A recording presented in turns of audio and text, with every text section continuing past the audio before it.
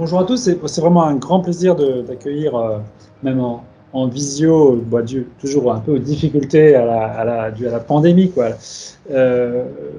Serena Villata. J'ai la première fois que j'ai rencontré, voilà, j'ai pas vraiment rencontré Serena, parce que c'est dans un workshop à Dagstuhl sur les, je sais plus quel était le titre du workshop, la désinformation, on va dire. Et donc on a échangé encore une fois virtuellement, je pense qu'on se verra pas tout de suite. Et c'était vraiment un vrai plaisir d'écouter Serena. Serena est aujourd'hui chargée de recherche au CNRS à l'université de Nice, pardon. Elle a passé sa thèse en 2010, si mes informations sont justes, mais je me méfie de ce genre d'informations.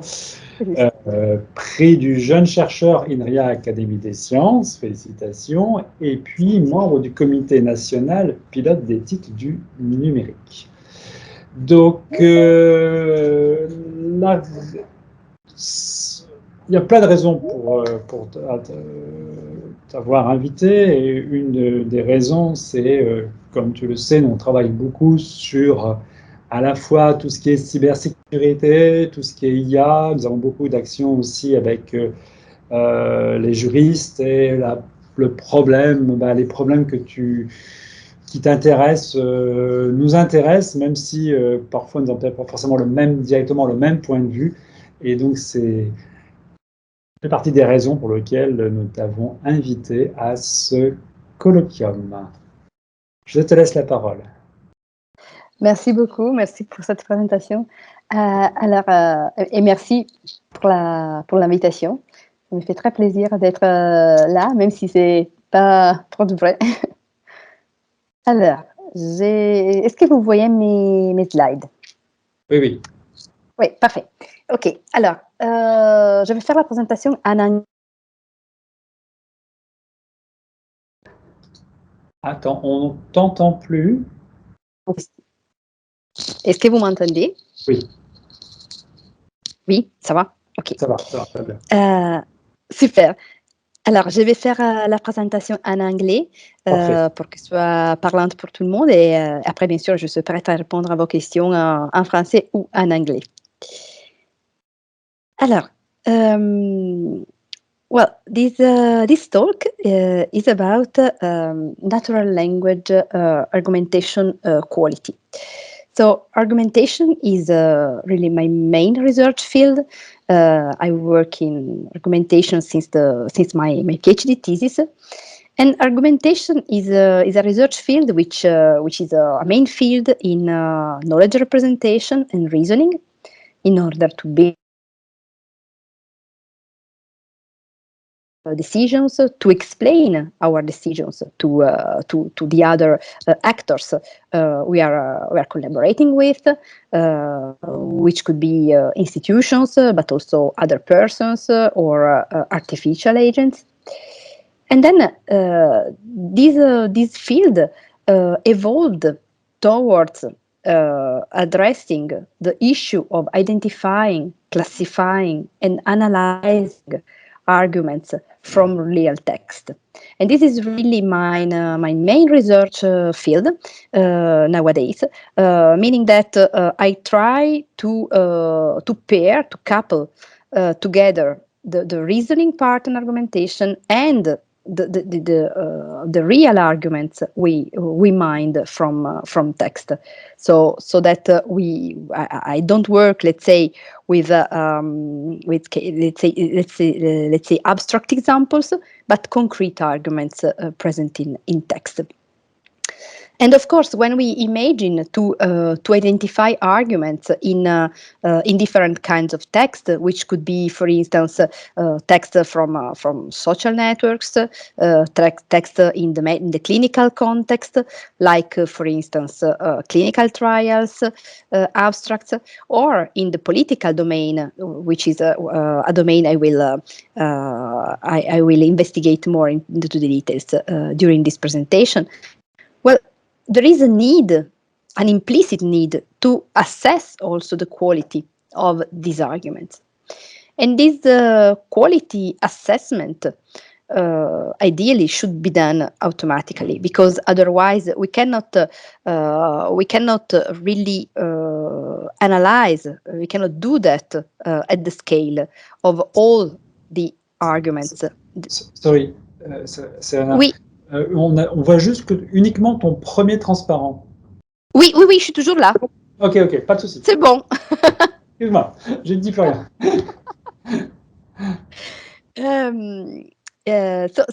Really finding the quality, assessing the quality of this argument is a main issue in different domains.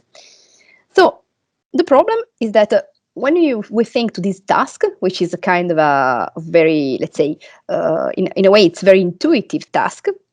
Arguments, we want to evaluate them. Well, actually, it's more complex than what we expect, because what does it mean? First, a strong argument and a high quality natural language argument. Well, ideally, we should say there are a set of 5 characteristics, features that should be present in what we called a high quality natural language argument. And here I list them. So we have the clarity first, the rationality, the coherence, the relevance, and the sufficiency. So now we have a look at each of them more into the details. So what does it mean, clarity? Clarity means that the arguments are formulated in a way which is very precise, and we don't employ any kind of ambiguous vocabulary. Okay, well, this depends a lot on the context of where the argument is put forward. Meaning that, for instance, on social networks, usually arguments are far from being precise and unambiguous. But even in other domains, for instance, the political domain, which is already a bit more, let's say, constrained than just the user-generated content you can find on social networks, even there, the vocabulary is sometimes ambiguous, and this is often a decision also of the speaker to give it like that. So really, for assessing clarity, we need to have the context where the argument is put forward, and only in this context we can know whether it is really what we can define a clear argument or not. If we move to the second one, well, we go to rationality. Rationality means that a good argument, an high-quality argument, is an argument which does not contain any kind of emotional proposition or beliefs. So here we are giving a very precise connotation to the notion of quality, which doesn't mean that the argument is effective, for instance, because in some kinds of argumentation, like political argumentation, but also others, the employment of what we can call, let's say, the pathos, the emotional proposition, is something which makes the argument very successful, and it allows this argument to, in a way, win in the debate. Here, I'm not judging whether this is good or bad from, let's say, kind of an ethical point of view, but I'm more interested in understanding really what are the dimensions that we should take into account when we assess the quality of these arguments. And we did, for instance, an experiment with some experiments with users. Users were equipped with EEG casks, so headsets. So it was on their heads, and we were able to detect their emotions through face emotion recognition tools, and we were able to also identify their mental workload and engagement in that. That's very interesting. And when we did that, the participants were debating on a chat, okay, and they were debating about topics which were kind of let's say general common sense knowledge topics, and well, what we assessed was the impact of the different persuasion strategies over these debates. And so some users were employing logos, the logos strategies, meaning that they were using purely rational and logical arguments in the discussion to, in a way, persuade the others about their viewpoints, to explain their viewpoints to the other participants. Some others were employing the ethos strategy, relying more on the, let's say, the credibility of the source, the people who's talking. And finally, pathos was employing really emotional arguments in these debates. And well, we empirically proved that actually pathos was a strategy which was receiving more support, meaning that the pathos arguments were generally supported by the other arguments put forward by the other participants in the debate. So for the rationality, we could have rationality, but then it doesn't mean that the argument is effective. And this is anyway a precise connotation of the notion of quality, because we would expect that a high quality argument is also kind of a successful argument in a debate. Then we have the coherence. Coherence means that the propositions are connected by well, the problem is that this could be assessed when we think, for instance, to arguments in an abstract setting. So we define our argument A, B, C. Then we say that A is constructed with these premises, with this claim, and so on. From a logical point of view, this can work. But as soon as we go to natural language arguments, well, actually there it's much more difficult, because to assess whether the propositions are connected by valid logical links, you need to be sure that all the propositions are there. And it is not straightforward. So in natural language arguments, very often what we call the evidence of the argument, which are those which support, okay, which provide a backing for the claim, the conclusion of the argument. Well, these arguments are often, these components are often implicit, meaning that they are antonyms. So they are not there, they are implicit. Well, it's difficult to assess whether there is a valid logical link when parts of these is just implicit. And this is also the reason why it's not that straightforward to use what we called argumentation schemes that has been proposed in informal logic to represent, let's say, the argumentation in real life. Well, these arguments are composed by a lot of premise and a claim. Well, these premises are most often very let's say, lost for that. They're not present. If we move to relevance, well, the argument is related to the thesis to be defended. Well, this is again not straightforward, because the point is that you need to have this knowledge, and this is also important, and this also explains why we need to go towards knowledge, okay, again, because to extract natural language arguments, we use neural networks, neural network approaches, okay, so we use machine learning for doing that, of course.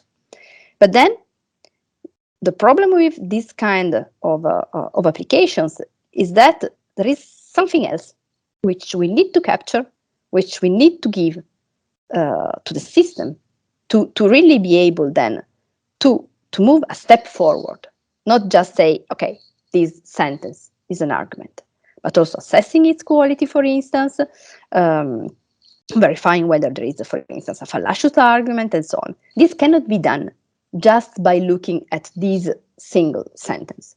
So you need the context. That's what we said for the clarity and so on. But also you need knowledge.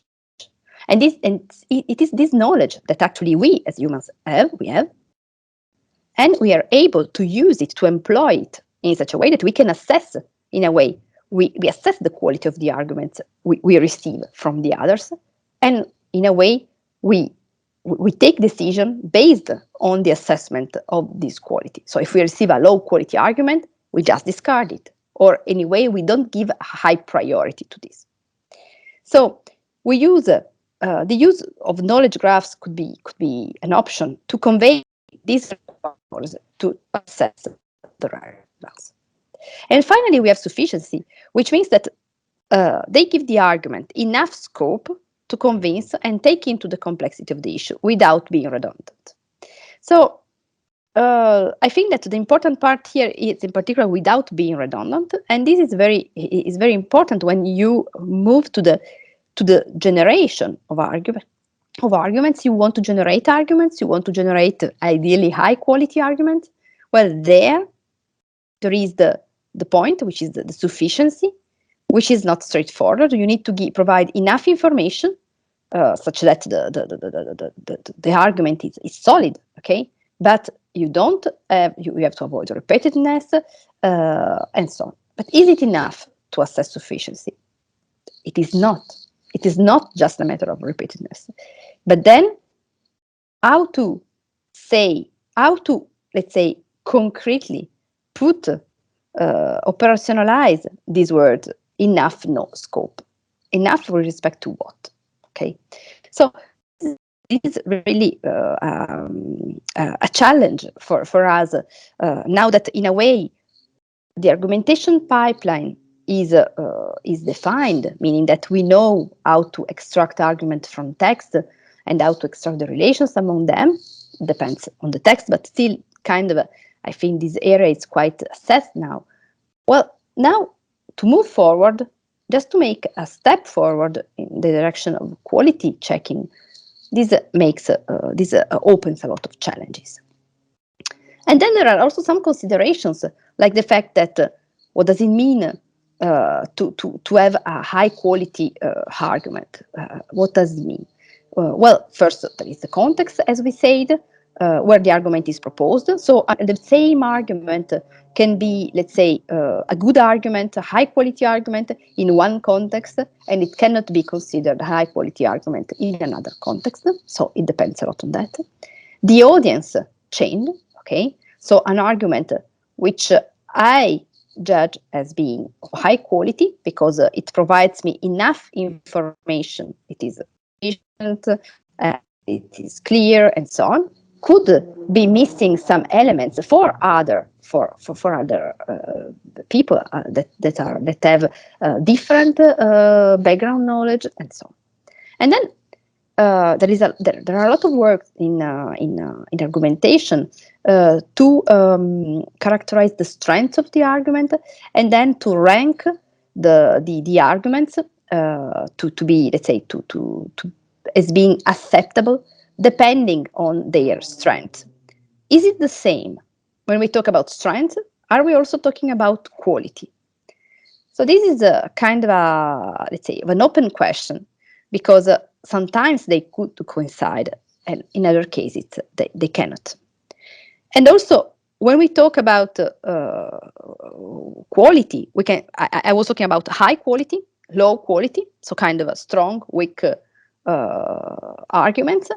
But then we can have several degrees of quality. Okay, so we can take them in the range, I don't know, 0, 1. Okay, then we give a numerical value to this quality. But then how to compute it? And when we compute it, then how to use it? So how to employ this?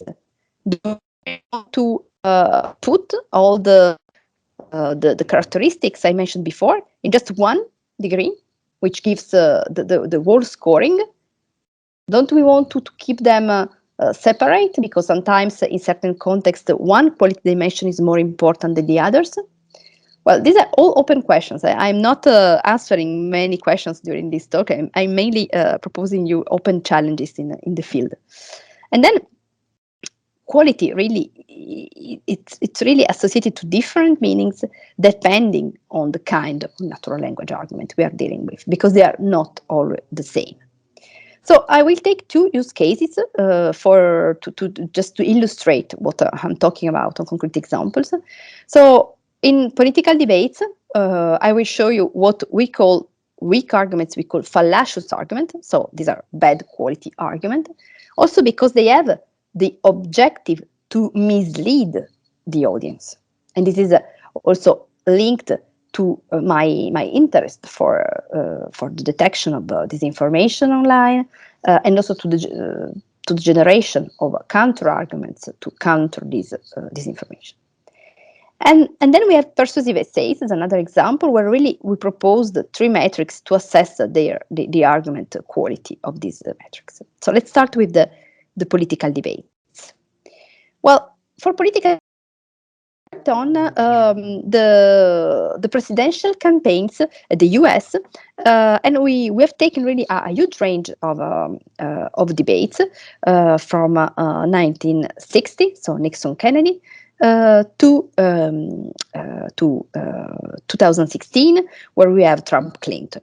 So as you can guess, this data set, which is available online, you can download it and have a look at the annotations, is a data set which shows 2 kinds of let's say evolutions in the argumentation. One is the evolution on the topics that are dealt with. Okay, so in 1960 it was mainly Cuba.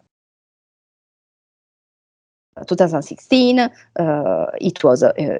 disinformation was an issue, for instance, and then there has been like here it is visualized in the picture in the debates where there was Bush.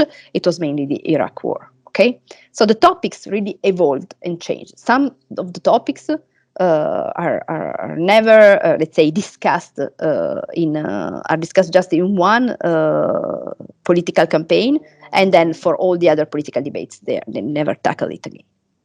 And then there is another kind of evolution, which is an evolution more on the kinds of argumentation which is used there. Okay, so that's also something which is very, very, very peculiar, and that we analyze on this day.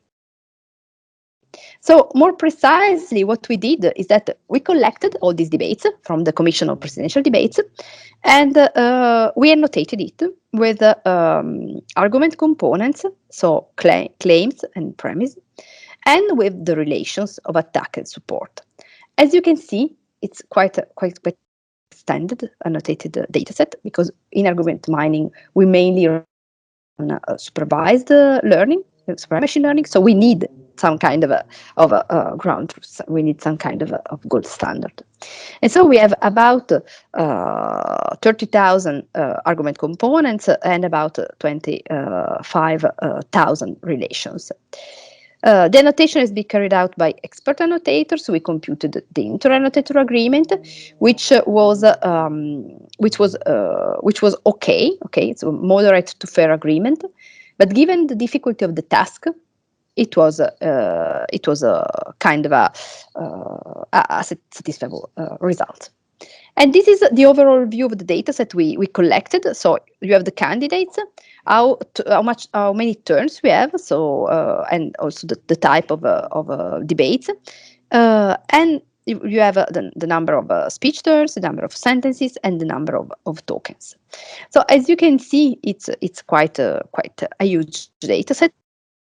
The nice thing is that you can really see the evolution of the topics and of the way of argumenting over 50 years, and that's something very interesting. So just to show you some claims You have, for instance, Nixon saying, I take the second example, I favor the present depletion allowance, and then he explains, I favor it not because I want to make a lot of oil rich, I favor it but because I want to make America rich, and so on. So these are the reasons, the evidences in support of this claim.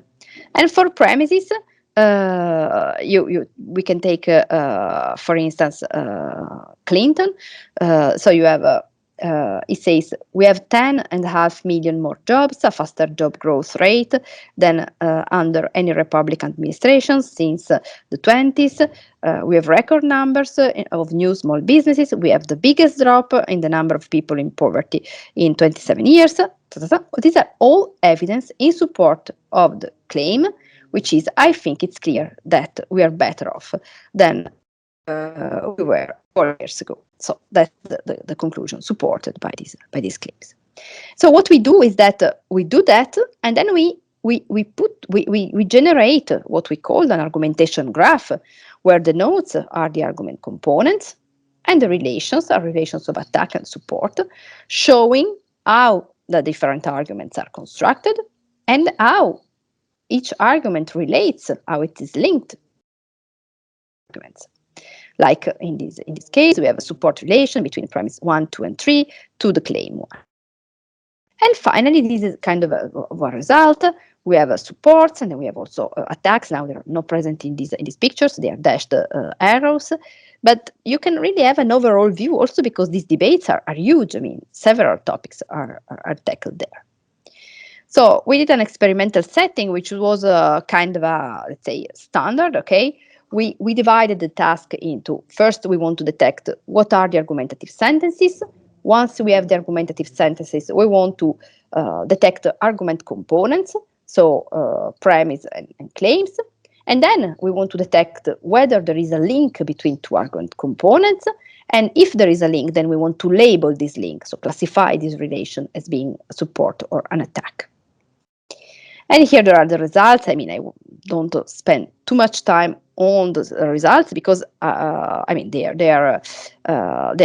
were pretty satisfied by them. Of course, the results for the classification, the components identification here, so argumentative components or not, and the classification of components in terms of claims and premise results are quite satisfiable. The results drop when we talk about relations. So already for relations, the results are less good, but this is in line with what we call the human upper bound, meaning that even for humans, even for our annotators, the annotation of the relations, whether there is a relation or not between two components, was a super difficult task. And these are the results for the classification. Instead, when we have a relation, we know that this is a relation between two elements. We just want to label it as support and attack. So there has been a number of errors, of course, misclassified and non-argumentative sentences. So, for instance, when there is the word "so," it is always it's often taken as an indicator of a claim. Okay. But if we have "so, what should we do?" But this is not an argument. It's not a claim. And this was some of the main issues. So for doing that, based on these results, based on this huge annotation task we carried out for this data set, we annotated what we call the dispute tool. You can test it. It's a tool, it's a demo online where you can actually look at these debates, identify premise and claims and name entities on these debates, and you can also even copy and paste an excerpt of a political debate and let the system analyze it from the argumentative point of view. So how do fallacious arguments look like in these debates? Well, let's take one. Let's take this sentence by Nixon. So you have a correlation that's causation. I would remind Senator Kennedy of the past 50 years. I would ask him to name one Republican president who led this nation into war. There were 3 Democratic presidents who led us into war. This is what we called a correlation thus causation fallacy, meaning that it is not because there was the war that and it was under the Democrat that it was their, let's say, their goal to start this war. The fact that the correlation exists, it doesn't mean that that was the cause. Standard, the usual suspect. So we have Trump.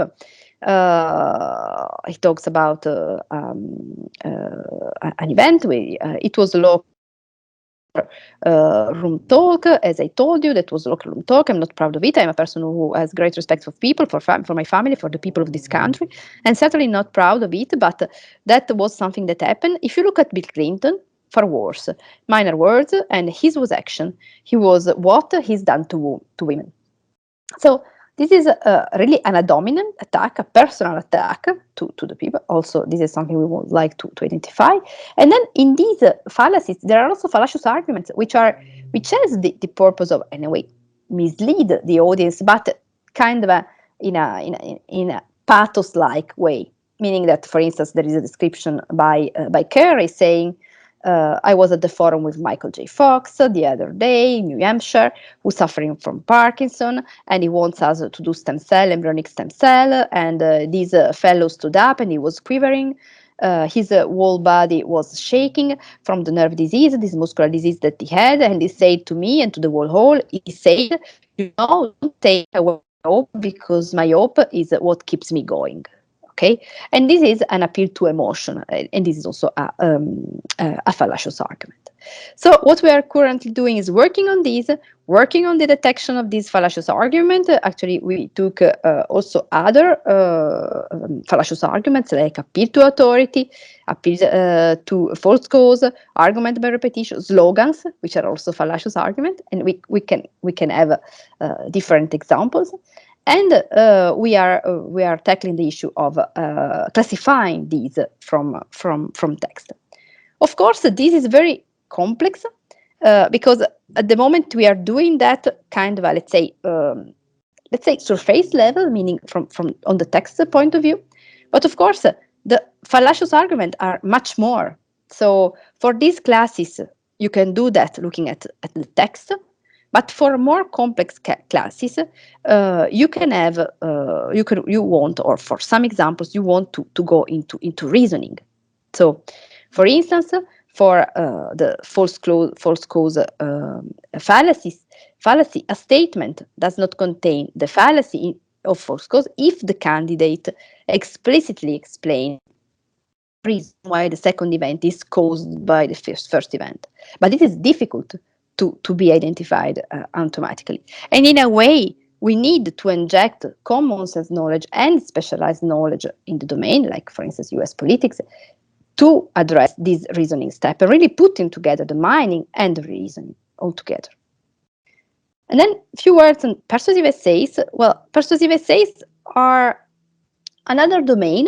So here we are more into the fact that we want to, these persuasive essays are essays written by students on a topic that the teacher gives them to support the stance of the author about this topic. What we identified are mainly three categories to characterize quality. So we have the cogency, meaning that cogency look at the coherence, the quality of each single argument, meaning that an argument is cogent if it has individually acceptable premises that are relevant to the argument's conclusion and that are sufficient to draw the conclusion. So here we come back to what we saw in the first slide.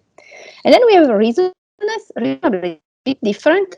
It looks at what are the counter-arguments attacking it and also the rebuttals to it. And so whether the argumentation structure, the argumentation graph is shows that this single argument is high quality, meaning that it should contribute to the resolution of the given issue in a sufficient way. And then what we thought was also interesting were the rhetoric, because if we take the initial definition I provided you, well, all the arguments that employ pathos, then are not very high quality. In a way, they try to pass through that to mislead. Even though we should also take into account that argumentation is not a purely rational behavior. This is what we see in everyday argumentation. So it could be, ideally, when we use argumentation as a formalism to make decision under uncertainty, but still, when we move to real argumentation, real world argumentation, we need to take into account that it's not purely rational.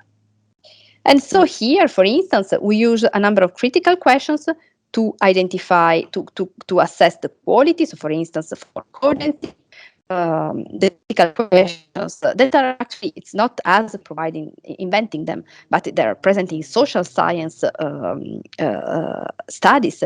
It's that, for instance, does the argument provide multiple reasons for the claim, or it is just one single or no premise supporting it? All reasons are sound, acceptable, and free of irrelevancies. So there should be also very, let's say, compact, not with a long, useless discussion, because otherwise they are less, let's say, less percutant. And then, again, here it is an example of cogency very, very bad, because there is just one premise which is not, let's say, very relevant to the whole claim. And then for ethos, logos, and pathos, here there is an example of pathos, for instance, is that, for instance, it talks about medical care, and then people can better take care of, so that they have a good health, and so on. So this is trying to employ the pathos strategy. And so overall, what we have is that we want to evaluate the graphs of this dimension. This is just one persuasive essay, visualized in this graph view. And for instance, here you have also the relations of support and attack among the different components. And you want to assess reasonableness. So you want to say, for instance, we take argument C, provides multiple reasons for the counterarguments, and all counterarguments reasons for the alternative views are sound, free of irrelevance. And then it refutes points on the weaknesses of the counterarguments, meaning that there is, for claim C, there is a counterargument which is claim E, but then we have a rebuttal which is done by claim F, which is stronger, which is more high quality from the cogency point of view than claim E, because claim E is not supported by any kind of premises, is not supported. So it's not, from this point of view, it's very weak, it's very bad quality, and so claim F is stronger. So it means that at the end, this is not really doing a strong attack. And this is nice because it's in a way, it pairs what has been done thus far on argument strength to what we can do on real arguments. So the point is, of course, the point is always the same. The difficulty here is the lack of resources. So you need to annotate these, but these quality dimensions, these are high quality dimensions that could work for persuasive essays, but also for other kinds of text. But as soon as you move to precise domains like the medical domain, the law domain, you need to define more quality dimensions, but you need also to characterize them. And you need to annotate resources to detect them. So to conclude, some questions arise. So the fact that once quality is assessed, what do we do with the weak arguments? Do we do nothing? Do we want to do some kind of moderation? So, for instance, if you have some kind of argument which is put forward, by politicians, like during presidential elections, like here in France now. So, do we raise warnings when we detect that it is a weak argument, that it is a fallacious argument? Are they harmful? This question. So, they're weak means fallacious in political debates. Weak means lack of quality in persuasive essays, but are they harmful? Do we want to moderate them? And then I just want to finish with just a very few statements. So the fact that the difficulty is that every piece of information can become weak or strong depending on the context, on the mode in formulated. This is very important for natural language arguments, and the point of view of the recipient of this information. And that is not just true or false, as when we work with disinformation, for instance. It's hard to find the truth, okay? But there are different viewpoints, there are different situations that are the current state of work that we can take into account. So the truth status of the argument is important, but it is also important the pragmatics of its propagation. So what are the consequences of its propagation, the empirical effects, if there is, for instance, some kind of interest at the point of view of business, for instance. And finally, there is a huge amount of dynamics in that. This is very important. So there is this dynamics in the quality. So for instance, an argument which we can consider a strong argument, a high quality argument, which was wearing face masks is not obligatory. That was an argument from the government in the beginning of 2020. Well, then it changed into wearing face mask is mandatory. This means that what was let's say good information, kind of a fake news or a bad quality argument, because there has been a dynamics. Okay, the situation changed, and also the rules changed as a consequence. So really the legitimacy of an information depends on the perspective from which it is seen and on the society in which it is produced, and this holds in particular for these arguments. And I conclude here, and I thank you for your attention. And I just wanted to mention that, of course, this is not only my work; it's the work in collaboration with my PhD students, because otherwise nothing of that would be possible, and in collaboration with Elena Cabrio too. Thanks a lot. Merci beaucoup, Serena, pour ce bel exposé sur un sujet dont les enjeux sont vraiment importants. Je suis sûr qu'il y a des questions. Donc effectivement, on peut applaudir de manière virtuelle. Je vois ça. Voilà, j'applaudis aussi de manière virtuelle. Qui a des questions? Alors, pour les questions, il faut lever la main et puis je vais essayer de donner la parole au fur et à mesure. Bon, parfois, c'est un peu difficile. Alors, en plus, on vise... Ah, voilà. Alors, attendez. Christophe. Oui, bonjour. Merci beaucoup pour l'exposé très intéressant. Vraiment très intéressant, merci. Oui, j'avais une petite question. Oh, c'était une toute petite question sur l'évaluation qui était donnée dans le premier test, parce qu'en fait, je me demandais, les résultats sont vraiment très bons, hein, et justement, je me demandais à quel point, si on était loin des résultats atteignables par l'humain. Alors, je demande ça parce qu'on voit bien que le kappa était quand même pas si élevé que ça. Je veux dire, on était à 57, je ne sais plus combien, le kappa, quelque chose comme ça. Et puis, en fait, c'est probablement un problème, cette limite d'annotation par les humains, qui doit probablement ralentir un petit peu, justement, l'amélioration des algorithmes. Et je me demandais, quelque part, s'il n'y avait pas une manière peut-être plus objective de mesurer cela avec, je ne sais pas, par exemple, si on mesurait dans une tâche binaire, si les personnes changent d'avis, en votant oui ou non, ce genre de choses. Alors, comment est-ce qu'on peut améliorer ces problèmes-là? Merci.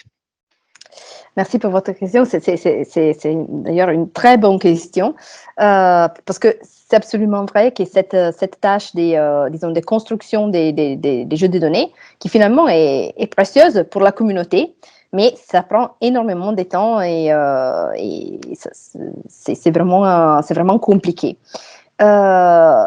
On peut prendre on pourrait, disons, aider les classifieurs en ajoutant ce qu'on appelle des métadonnées, par exemple. Du coup, utiliser comment, par exemple, les votes a changé suite à certains arguments. Le problème est que c'est pas tout à fait simple de collecter ces métadonnées et d'être sûr que ces métadonnées sont bien pertinentes uniquement aux arguments qu'on est en train de viser, d'analyser. Parce que parfois, on peut avoir des changements, disons, dans dans les sentiments de l'auditoire, disons, mais finalement, là, c'est pas vraiment quelque chose qui peut-être est dû à, je sais pas, au débat présidentiel ou à l'intervention, je sais pas, de l'un des candidats à la télé. Mais peut-être c'est dû à, je sais pas, un autre événement qui s'est passé au milieu. Du coup, c'est difficile aussi de voir des corrélations directes. Et j'ajoute juste un mot sur une chose il faut tenir compte justement de ce qui est, comme je disais, le human upper bound. Du coup, là, pour la tâche de détection des arguments, ce qui est claim and premise, on est plutôt bien. Pour les relations, c'est déjà beaucoup plus difficile. Mais une autre chose qu'il faut prendre en compte, et c'est une grosse difficulté pour nous, est le fait qu'il faut aussi viser à éviter d'avoir des annotations biaisées. Parce qu'on parle on parle beaucoup des biais induits par les décisions. Mais là aussi, quand on parle, par exemple, je vous donne un tout petit exemple, on parle des arguments fallacieux, quand on a fait la notation. Là, on s'est retrouvé à la fin, on regardait un peu les stats sur la notation, et on a vu, on s'est dit, c'est très bien, on était très satisfaits de nous. La plupart des arguments fallacieux étaient annotés en 2014. Du coup, c'est simple à imaginer, c'était les débats Trump-Clinton. Et du coup, nous, on était très satisfaits. Et après un moment, on s'est dit, mince, mais est-ce que là, c'est vraiment ça, ou les annotateurs, quand ils ont vu que l'argument était proposé par Trump, ils étaient plus, disons, invités, disons, à dire c'est un argument fallacieux. Ça, c'est aussi quelque chose qu'il faut vérifier. Du coup, nous, on a après fait une réannotation en cachant par exemple, les noms des personnes qui proposaient, qui faisaient les débats et tout, pour qu'ils se concentrent uniquement sur les débats, même si dans certains débats, dans certains arguments, c'est facile de détecter qui est l'auteur. Et là, on a dû prendre aussi des gens qui n'étaient pas, ils n'habitaient pas aux États-Unis, ils n'avaient jamais, disons, on a pris des personnes qui venaient vraiment d'autres pays. Mais c'est pas évident, c'est là. C'est pas évident aussi d'éviter ce type de biais. D'accord, oui, merci beaucoup, merci beaucoup. Merci.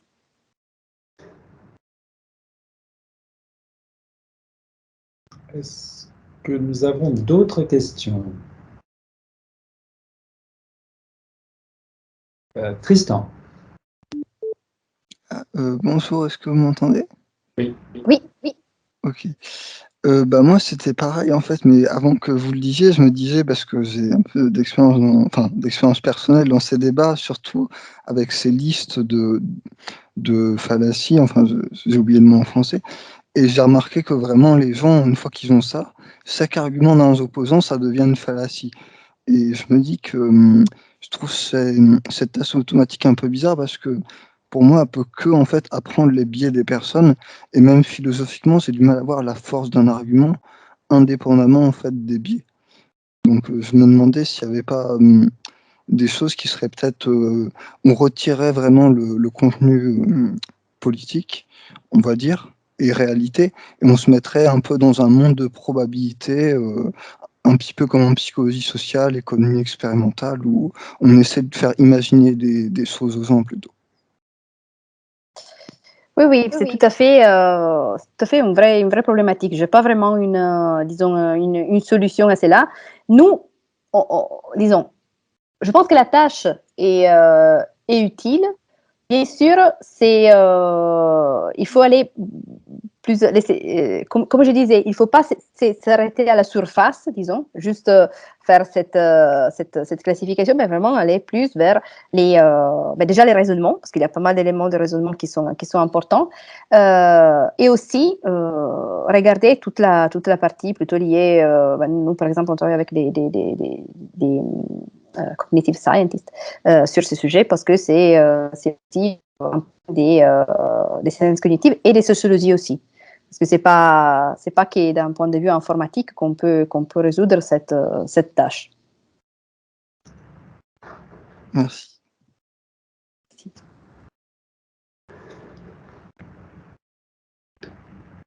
D'autres questions?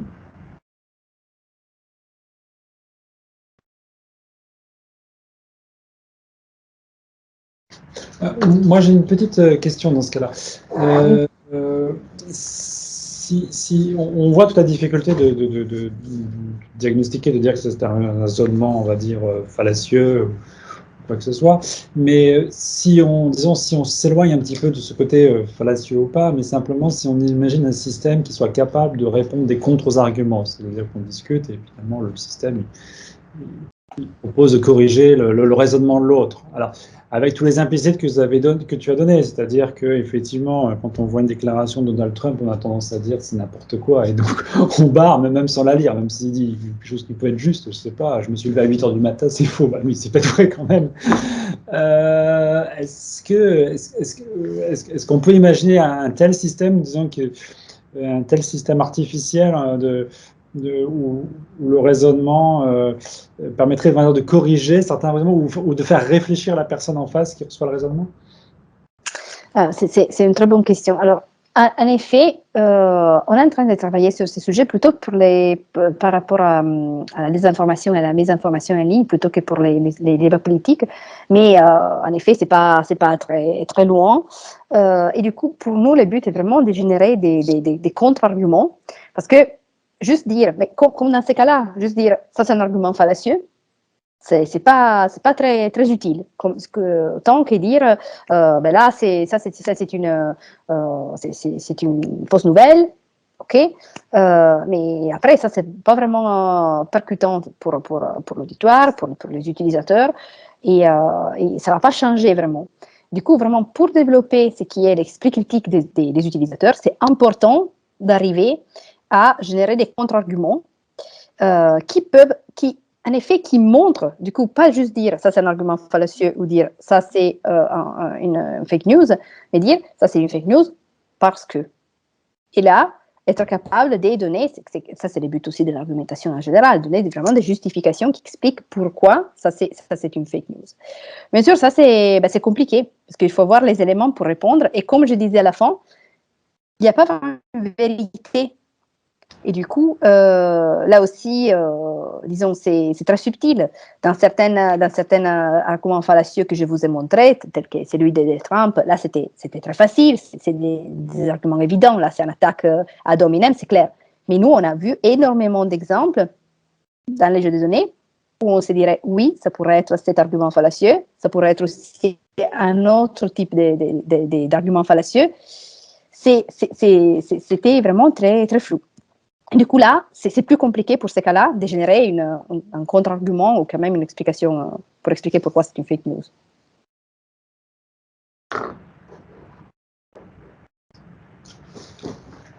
Merci. Est-ce que quelqu'un a une autre question, une remarque, un commentaire?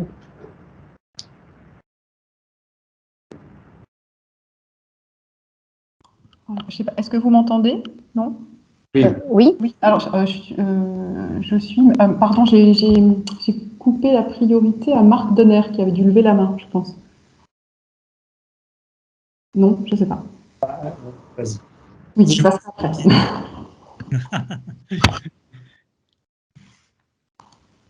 Oui, vas-y. Tu m'entends?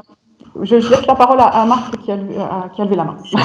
C'est un peu amusant parce que justement Mathilde intervient et elle vient du même laboratoire que moi, c'est-à-dire qu'on vient tous les deux plutôt de la linguistique. Alors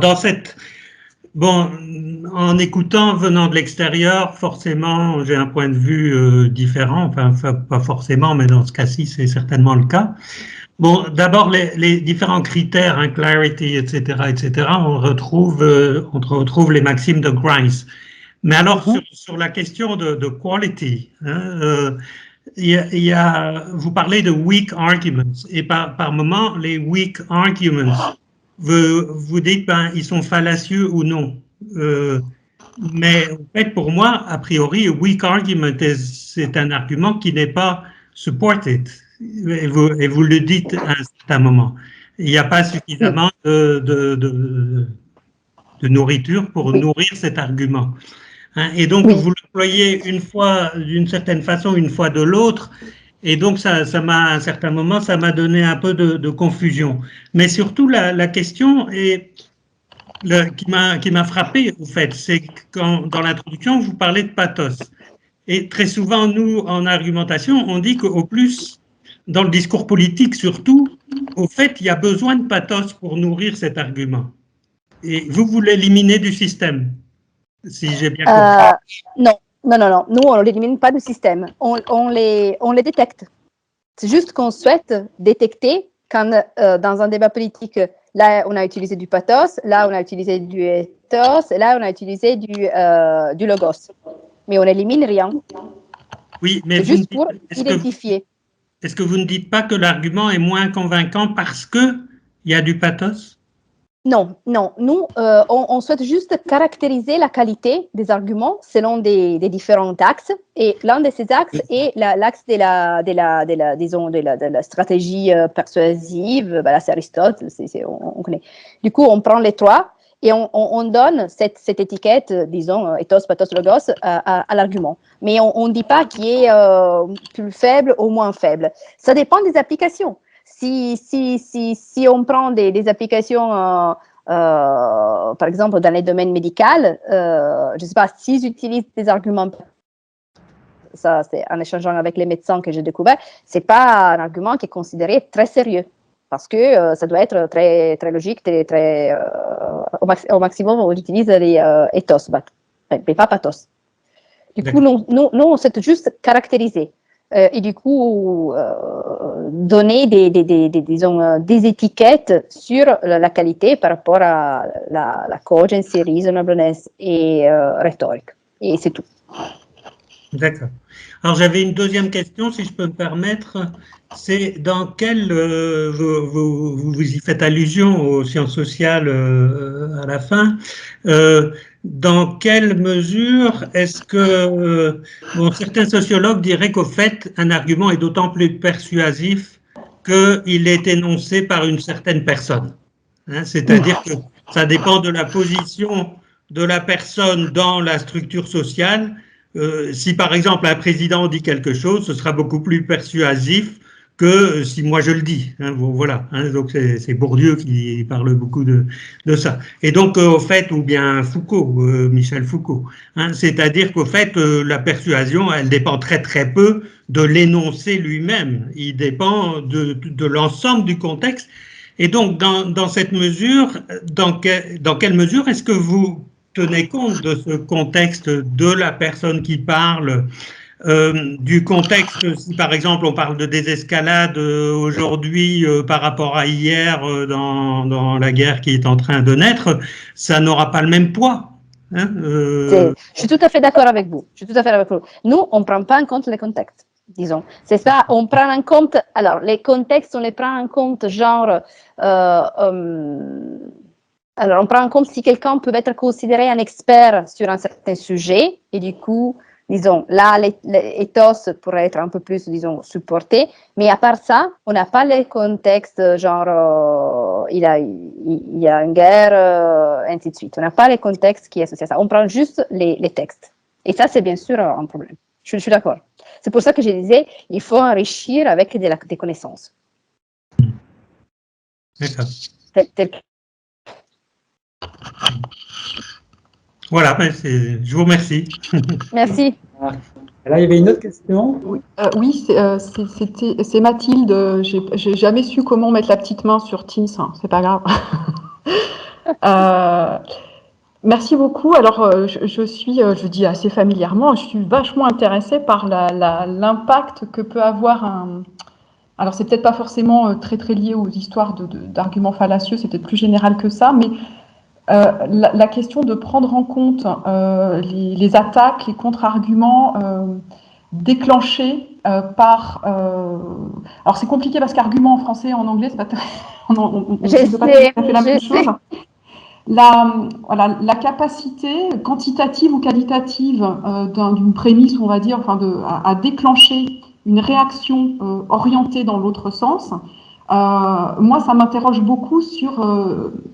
comment ça joue justement dans la qualité de l'argument, parce que moi je travaille, je suis en linguistique, mais je suis quand même un peu compromise aussi du côté de l'approche automatique, et on travaille avec des collègues, dont une thésarde, sur l'approche de Stede et Petzus, qui derrière utilise bon, des descriptions où on regarde juste un peu plus dans le détail, effectivement, ce qui se passe quand il y a des attaques, etc. Et il peut y avoir des contre-arguments qui viennent de l'interlocuteur dans les situations de débat où il y a une réelle interaction. Donc ça, je pense que dans votre modèle, on peut le récupérer automatiquement. On voit c'est ça. Peut-être. Et puis il y a différents types, mais on peut, en tant que locuteur, déclencher soi-même par anticipation un contre-argument pour renforcer son propre argument. C'est les cas de concession, on va dire en grammaire traditionnelle. Oui. Et ça, c'est super intéressant du point de vue de la théorie, parce qu'en fait, on va en marche arrière pour aller encore plus fort. Et il y a aussi, donc c'est pour ça que je parlais de Stede et Pelzus, parce qu'ils utilisent un autre élément qu'ils appellent le counter consideration, c'est-à-dire quand il y a une attaque qui vient, et puis qu'on laisse de côté parce qu'en fait, bof, voilà, c'est pas intéressant. Et je trouve ça très stimulant de voir la force d'un argument par l'effet inverse qu'il peut produire. Voilà, c'est tout. Oui, tout à fait. Je partage cet intérêt avec vous. C'est très. C'est super intéressant. C'est hyper difficile de le faire automatiquement. C'est ça un peu les points bloquants. Mais je connais notamment les travaux des Pels. Et du coup, c'est un sujet intéressant, compliqué. Très compliqué à faire automatiquement. Je pense qu'on est encore un peu loin. Il faut des annotations super bien faites et puis cohérentes. C'est ça. Et ça, c'est difficile à avoir. Bah, si vous en avez, je prends aussi. Voilà. Merci en tout cas. C'était vraiment très bien. Merci beaucoup. Alors, encore des questions?